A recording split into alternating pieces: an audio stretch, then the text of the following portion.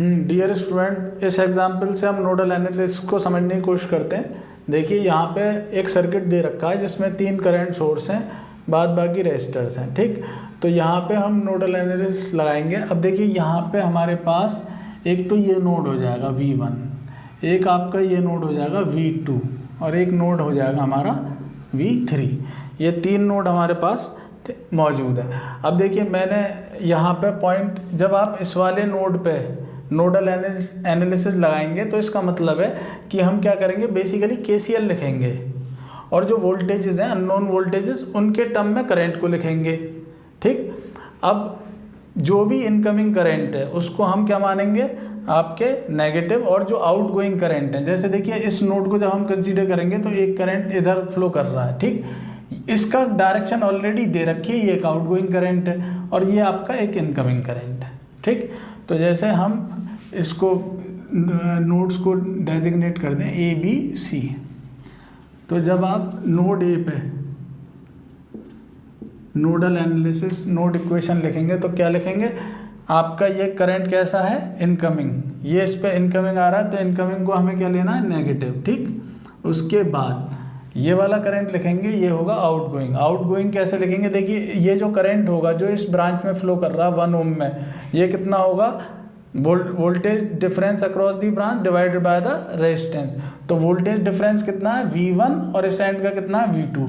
तो इसको हम लिखेंगे V1 minus V2 divided by resistance कितना है इसका, 1 ओम। ठीक, ये वाला करंट आपका, देखिए यहाँ 3 ही करंट हैं, एक ये करंट जो आ रहा है और ये 2 करंट इस नोड से जा रहे हैं। ठीक, तो ये क्या हुआ, इक्वल टू 0। तो basically sum of incoming current is equal to sum of outgoing current, nodal analysis कहलाता है। बस हम जो ब्रांचेज हैं जिनके करंट पता नहीं, उन्हें वोल्टेज, अननोन वोल्टेज के टर्म में लिखते हैं। ठीक, अब देखिए इसको मैं कैसे लिख सकता हूँ, इसको फर्दर हम लिख लेंगे V1 माइनस V2 -6 + 2 कितना रह जाएगा, -4 इक्वल टू 0। तो फाइनली क्या हो जाएगी equation, V1 minus V2 equal to 0।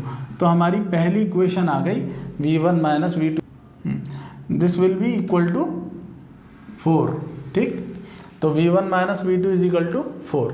अब आ जाइए नोड B पर। नोड B पे हम नोडल इक्वेशन लिखेंगे अपनी, ये कितनी हो जाएगी हमारी, देखिए अब इस पे ध्यान देने की ज़रूरत है कि इसमें आपका ये करंट आउटगोइंग, ये करंट आउटगोइंग, ये करंट आउटगोइंग, 3 करंट आउटगोइंग है। और देखिए जो जिस नोड को कंसीडर कर रहे होते हैं उसे ही हायर पोटेंशियल पे मानते हैं। अब इसमें कोई हमें कोई भी यहाँ पे करंट मालूम नहीं है, जैसे पहले नोड A पे पता था, तो हम सबको क्या मान लेंगे, आउटगोइंग। आउटगोइंग मानना होता है जहाँ हमें मालूम नहीं है। तो देखिए पहला करंट क्या हो जाएगा, जो कि ये वाला है, जो B से A की तरफ जा रहा है, V2 माइनस V1/1 प्लस, अब ये वाला करंट कंसीडर करिए, ये करंट कितना होगा, देखिए इस पॉइंट का वोल्टेज कितना है, 0 वोल्ट ग्राउंड पे, तो ये कितना हो जाएगा आपका V2 minus 0 divided by the resistance 4 ohm plus, इसमें कितना करंट फ्लो कर रहा होगा, voltage difference divided by the resistance of the branch equal to 0। तो देखिए ये यहाँ पे हमारी जो इक्वेशन है इसको हमने रीअरेंज कर लिया, सारे कोफिशिएंट जो V2 के एक साथ लिख लिए, V1 का एक ही टर्म था हमारे पास और V3 का। ठीक, तो ये होगा इक्वेशन 2।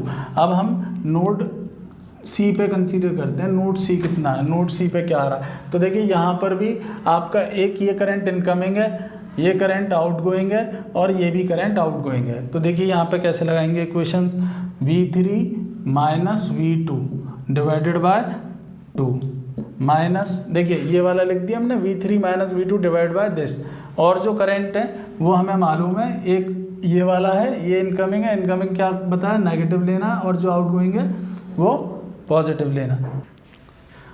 अब देखिए ये इक्वेशन को हमने रीअरेंज कर लिया V3 और V2 के टर्म में, तो हमारी फाइनल इक्वेशन जो आई वो ये आ गई। ठीक, तो 3 नोड थे और तीनों की हमारे पास इक्वेशंस ये आ गई, एक ये हो गई इक्वेशन, सेकंड नोड पे ये इक्वेशन हो गई और थर्ड नोड पे ये इक्वेशन हो गई। तो देखिए आपको यही क्वेश्चन आया था कि write the nodal equations at 3 nodes. तो this is the solution KCL ही होता है बेसिकली नोडल एनालिसिस, और कुछ अजम्पशंस होते हैं। ठीक, थैंक यू वेरी मच।